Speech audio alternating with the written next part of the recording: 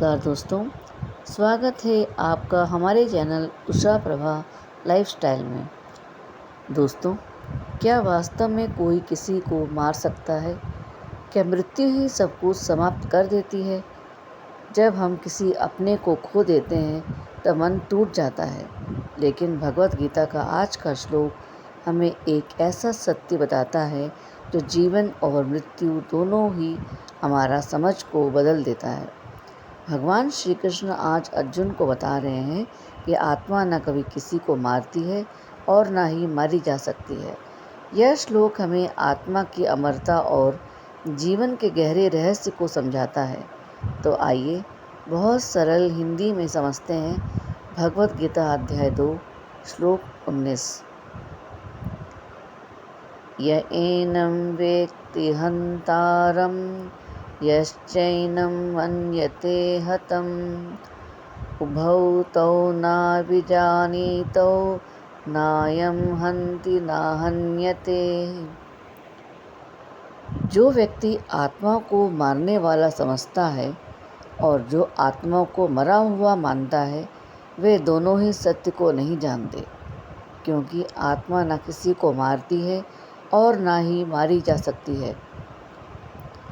दोस्तों, यह श्लोक आत्मा की अमरता को और अधिक स्पष्ट करता है। भगवान श्री कृष्ण अर्जुन से कहते हैं, तुम यह सोचकर दुखी हो रहे हो कि युद्ध में लोग मारे जाएंगे, लेकिन आत्मा कभी मरती नहीं।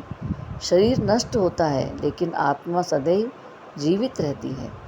यही कारण है कि श्री कृष्ण कहते हैं, ना कोई वास्तव में किसी को मार सकता है और ना आत्मा को कोई समाप्त कर सकता है। हम अक्सर स्वयं को शरीर मान लेते हैं, लेकिन गीता हमें बताती है शरीर बदलता है, आत्मा नहीं बदलती। शरीर नश्वर है, आत्मा अमर है। जिस दिन इंसान यह अंतर समझ लेता है, उस दिन उसका जीवन बदलने लगता है। मान लीजिए एक व्यक्ति कार चला रहा है। अगर कार खराब हो जाए तो क्या ड्राइवर ख़त्म हो जाता है? नहीं, ड्राइवर केवल दूसरी कार में बैठ सकता है। उसी प्रकार शरीर कार की तरह है और आत्मा चालक की तरह। शरीर समाप्त हो सकता है, लेकिन आत्मा नहीं। अर्जुन की मानसिक स्थिति क्या कहती है दोस्तों? महाभारत के युद्ध में अर्जुन अपने गुरु द्रोणाचार्य, पितामह भीष्म और रिश्तेदारों को सामने देखकर दुखी हो जाते हैं। उन्हें लग रहा है कि युद्ध करने से वे सब मारे जाएंगे और पाप लगेगा। तब भगवान श्री कृष्ण ने उन्हें आत्मा का ज्ञान देकर समझाया, जैसे तुम मृत्यु समझ रहे हो, वह केवल शरीर का अंत है, आत्मा तो हमेशा जीवित रहती है। आज लोग किसी अपने के बिछड़ने पर पूरी तरह टूट जाते हैं। कई बार हम जीवन की कठिन परिस्थितियों से डर जाते हैं, लेकिन यह श्लोक हमें सिखाता है कि जीवन केवल शरीर तक सीमित नहीं है, आत्मा अमर है। इसलिए हमें अत्यधिक भय और शोक में नहीं डूबना चाहिए। यह ज्ञान हमें मानसिक शांति देता है। मृत्यु का डर क्यों लगता है?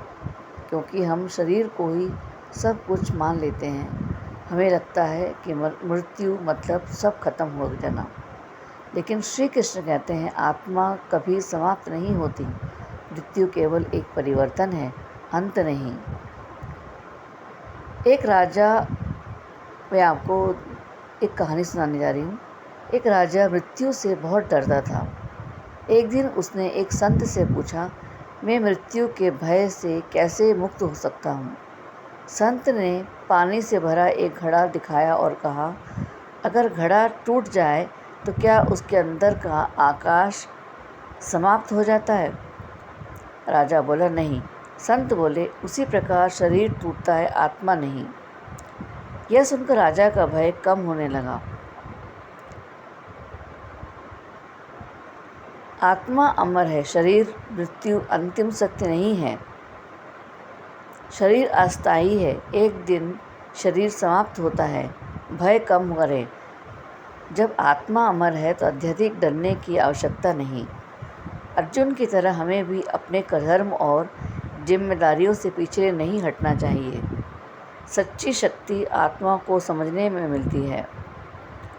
जब इंसान आत्मा के ज्ञान को समझ लेता है तब उसके अंदर अद्भुत परिवर्तन आता है।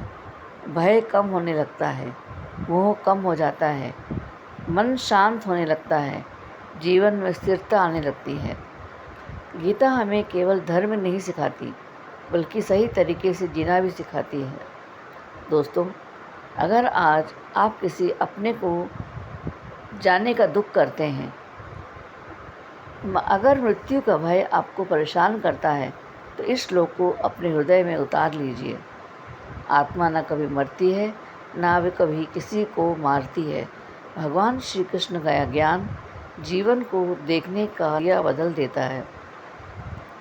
भगवद गीता अध्याय 2 श्लोक 19 हमें सिखाता है कि आत्मा अमर है, शरीर नश्वर है, मृत्यु केवल शरीर का परिवर्तन नहीं और सच्चा ज्ञान आत्मा को पहचानने में है। यदि हम इस सत्य को समझ लें तो जीवन के दुख और भय धीरे धीरे कम होने लगते हैं। दोस्तों, यदि आपको ये वीडियो पसंद आया हो, भगवद गीता का यह दिव्य ज्ञान आपके हृदय को छू गया हो, तो वीडियो को लाइक करें, शेयर करें और हमारे चैनल उषा प्रभा लाइफस्टाइल को सब्सक्राइब जरूर करें। कमेंट करके बताएं कि इस श्लोक से आपको क्या सीख मिली और हम फिर मिलेंगे भगवद गीता के अगले दिव्य श्लोक के साथ। तब तक के लिए अपने जीवन में सकारात्मकता बनाए रखें, भगवान पर विश्वास रखें और मुस्कुराते रहिए। राधे राधे, राधे राधे। जय श्री कृष्ण, जय श्री कृष्ण, जय श्री कृष्ण।